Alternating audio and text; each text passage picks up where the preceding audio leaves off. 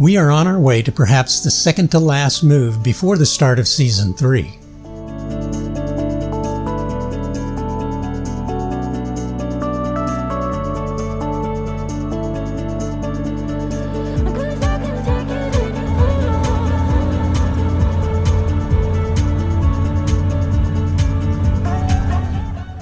Both Shelly and I have lived in Arizona for most of my and all of Shelly's life.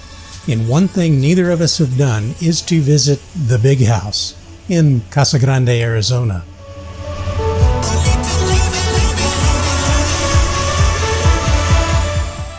Our destination is another Encore resort. This one is the Foothills West RV Resort, a nice park with just under 200 spaces. The staff is very friendly and helpful, and the park has all the usual amenities. This is going to be a comfortable stay, maybe for a week or so.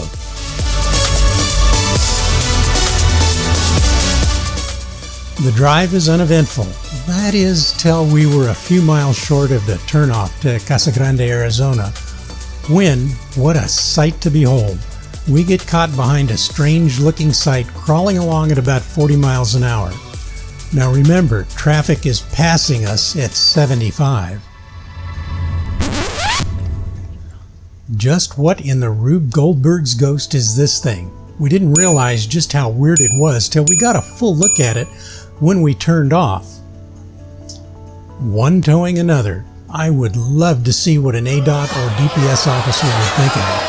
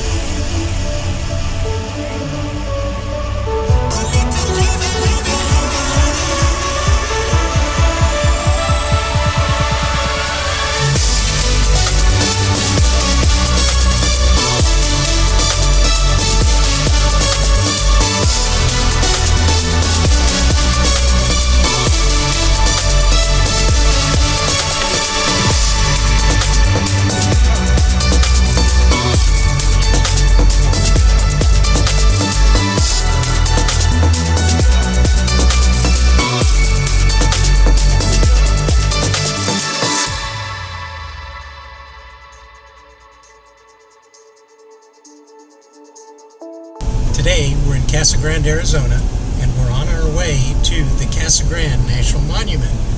We're going to see the big house, Casa Grande. Also, don't forget to use your National Park Pass.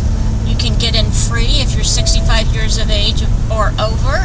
It's the senior pass, and it's good for the rest of your life and allows you to get into all the national parks.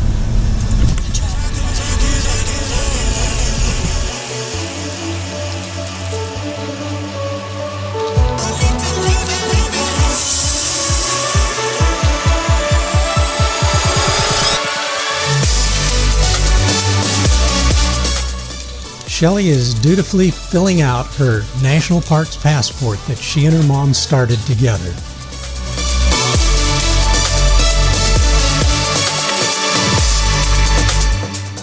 The purchases you make help your national parks.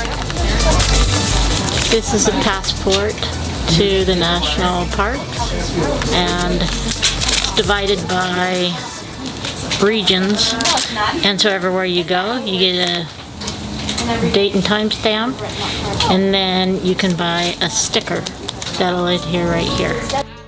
We waited in line for about 15 minutes to get into their bookstore, as only 4 people at a time could be inside.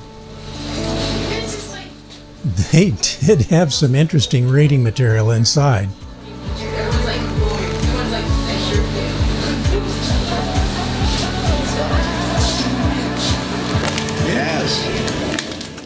We picked up a pamphlet and took our obligatory snapshots, then headed out on our self-guided tour of the grounds.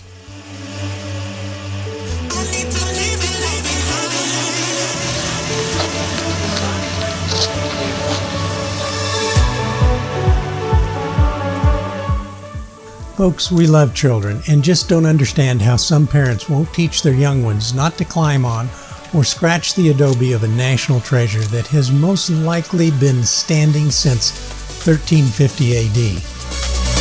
About 4,100 years ago, people in southern Arizona began to grow corn. Over time, more and more crops were introduced by trade. People became more settled and lived in the same place for longer periods of time. They built earthen homes called pith houses and began to dig canals to water their fields. Some 1,500 years ago, larger villages began to appear in southern Arizona. Around 800 years ago, people here began to build not only pit houses, but above-ground buildings and walled compounds like the ruins you see before you today. There are volunteers there who have their hands full already and just hang their heads in dismay. There are signs everywhere, folks.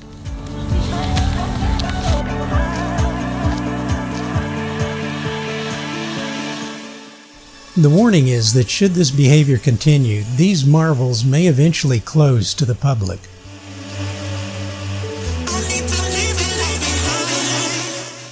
Please, folks, please be attentive and good stewards of the wonders of this world.